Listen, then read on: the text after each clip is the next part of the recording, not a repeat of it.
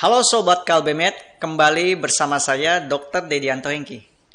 Memiliki berat badan ideal merupakan impian banyak orang, mungkin termasuk Anda. Salah satu strategi dalam menciptakan berat badan ideal ini adalah melalui cara diet. Dalam konteks ini, pengertian diet adalah pola makan dengan mengkonsumsi makanan yang cara dan sumber makanannya diatur. Adanya berbagai jenis diet yang mengklaim paling efektif dalam menurunkan berat badan seringkali membuat kita bingung. Mana ya jenis diet yang sebaiknya kita pilih? Nah, berikut ini saya mencoba menjabarkan 10 jenis diet populer di dunia, termasuk konsep, kelebihan, dan limitasinya. Tonton ya sampai habis agar kita semakin paham dan dapat memutuskan mana diet yang paling cocok. Yang pertama adalah diet Atkins. Diet Atkins diperkenalkan oleh seorang dokter jantung bernama Robert Atkins pada tahun 1972. Diet ini berkonsep mengurangi karbohidrat dan mengkonsumsi lebih banyak protein serta lemak. Akan membuat pembakaran lemak menjadi lebih efektif. Selain memiliki dampak penurunan berat badan, diet Atkins juga dikatakan berpeluang memperbaiki kadar kolesterol dan gula darah. Ada 4 fase yang harus diikuti saat seseorang melaksanakan atau melakukan diet Atkins ini. Fase pertama yaitu membatasi konsumsi karbohidrat hanya 20 gram per hari selama 2 minggu. Disertai mengkonsumsi makanan tinggi lemak dan protein serta sayuran rendah karbohidrat seperti sayuran hijau. Fase kedua, yang mulai menambahkan karbohidrat, yaitu jenis karbohidrat sehat sedikit, terutama berasal dari sayur, buah-buahan, kacang-kacangan, gandum utuh, dan beras coklat. Fase yang ketiga, boleh menambahkan 10 gram karbohidrat dari sayuran yang mengandung zat tepung atau pati, buah-buahan, dan gandum utuh yang dilakukan hingga sebulan setelah berat badan yang diinginkan tercapai.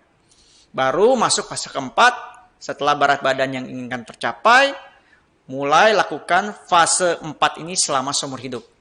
Di fase ini, karbohidrat sehat dapat dimakan sebanyak yang dapat ditoleransi tubuh tanpa menambah berat badan. Risiko yang dihadapi saat menjalani diet Atkins yaitu seperti pusing, sakit kepala, lemas, mual, diare, atau sembelit terjadi akibat penurunan asupan karbohidrat.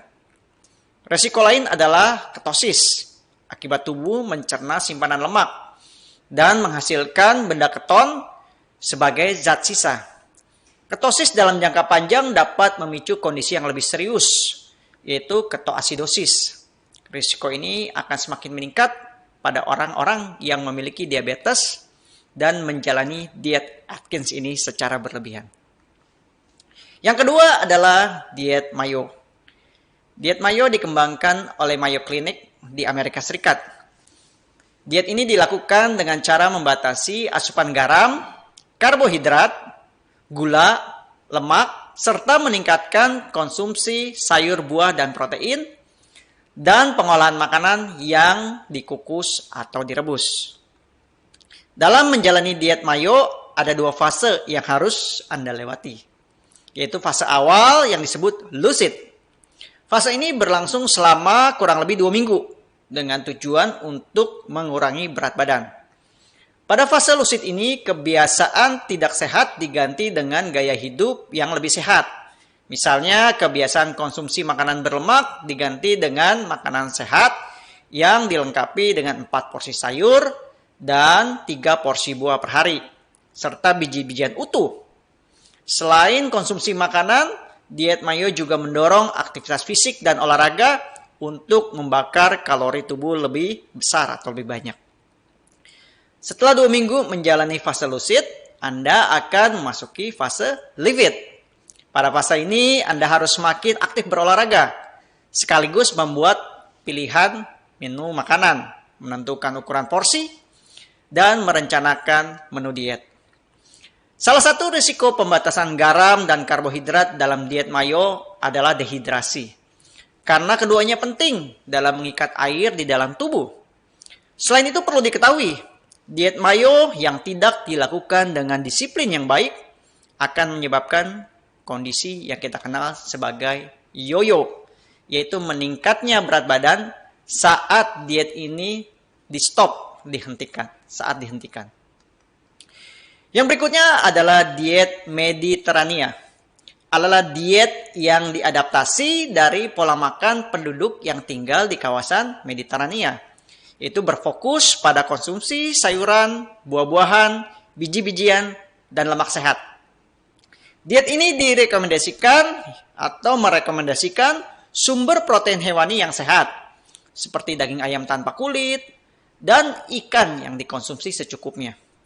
Daging merah dapat dikonsumsi tetapi tidak sering, serta pantangan untuk minum minuman manis dengan gula, daging olahan, biji-bijian olahan, minyak sulingan, dan makanan olahan lainnya.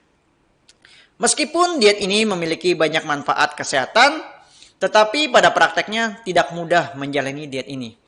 Membutuhkan disiplin yang tinggi, biaya yang relatif lebih besar, dan dampak penurunan berat badannya terjadi secara perlahan. Sehingga seringkali ditinggalkan oleh orang-orang yang menginginkan hasil instan dalam penurunan berat badan. Selanjutnya, diet vegetarian dan diet vegan. Vegetarian adalah gaya hidup dengan menerapkan pola makan tanpa mengonsumsi makanan yang berasal dari hewan seperti daging sapi, kambing, unggas, dan seafood. Pola makan terdiri dari sayur-sayuran, buah-buahan, kacang-kacangan, dan biji-bijian. Ada beberapa tipe vegetarian, yaitu lacto-ovo-vegetarian yang menghindari daging tapi masih mengkonsumsi susu dan telur. Lacto-vegetarian yang menghindari daging dan telur tapi masih mengkonsumsi produk susu.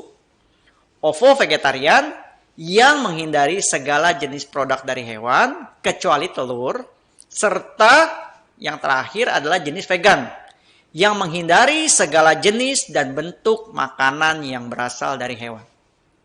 Jadi vegan ini merupakan bentuk diet vegetarian yang paling ketat.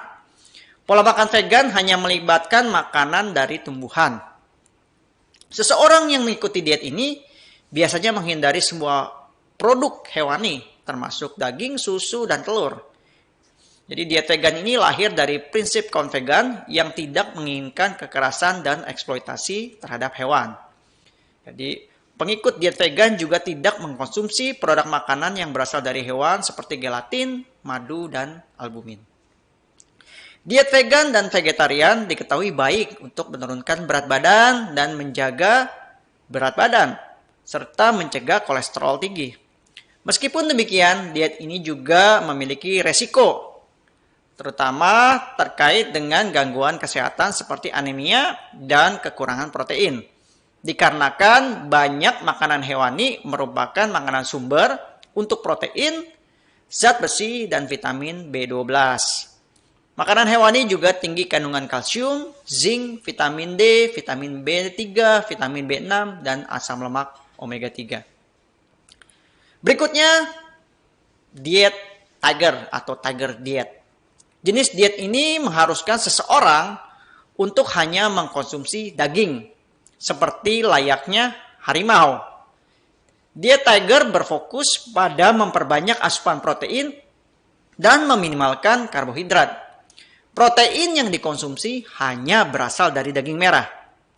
Asupan protein yang tinggi diketahui dapat memperlambat waktu pengosongan lambung sehingga memberikan rasa kenyang yang lebih panjang dibandingkan dengan karbohidrat.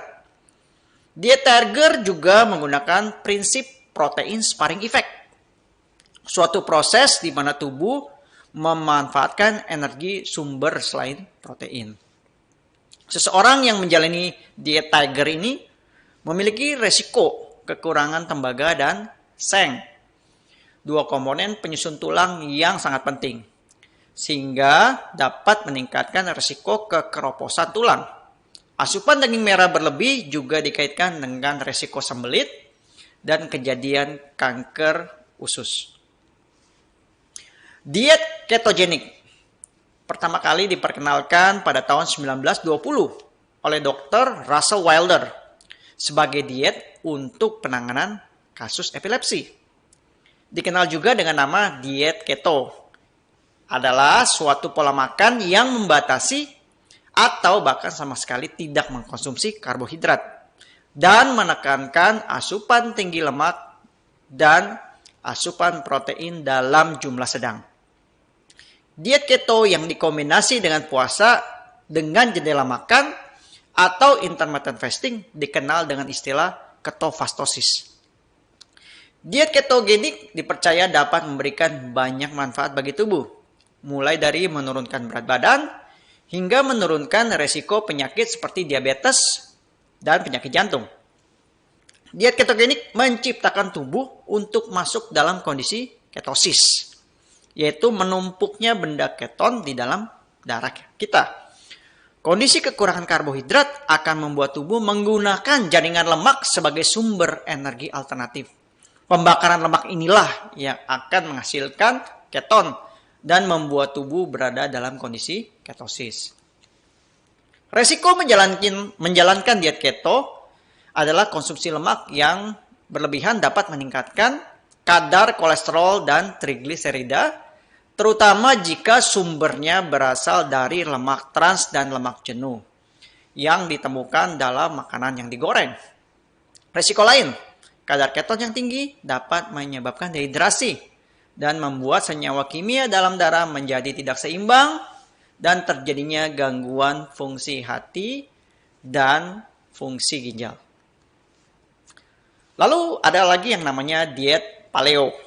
Nah, metode diet paleo mengadopsi pola makan manusia zaman Paleolitikum, sehingga sering disebut diet manusia gua.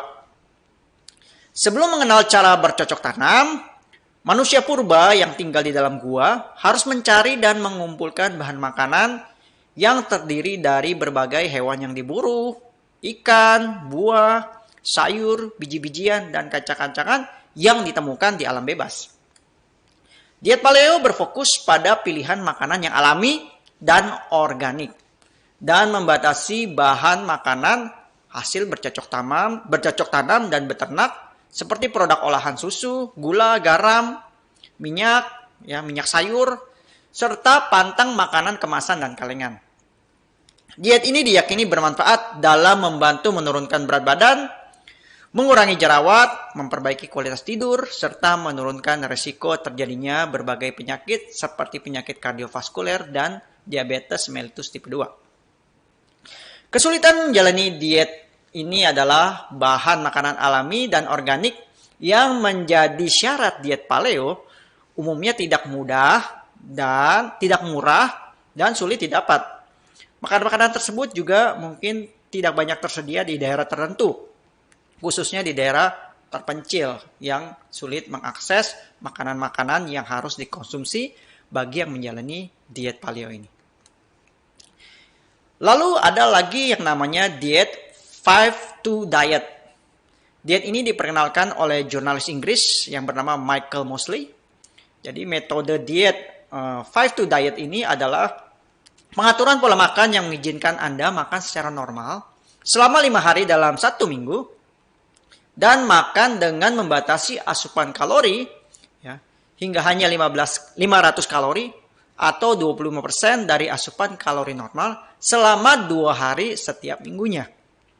Jadi tidak disarankan memilih 2 hari berturut-turut untuk membatasi makan atau puasa. Untuk 5 hari lain tidak berarti Anda bisa makan sebebas-bebasnya. Rehat dari makan memungkinkan tubuh beralih dari mode pesta ke mode puasa yang akan mendukung berfungsinya insulin dan glukosa serta berat badan yang lebih sehat.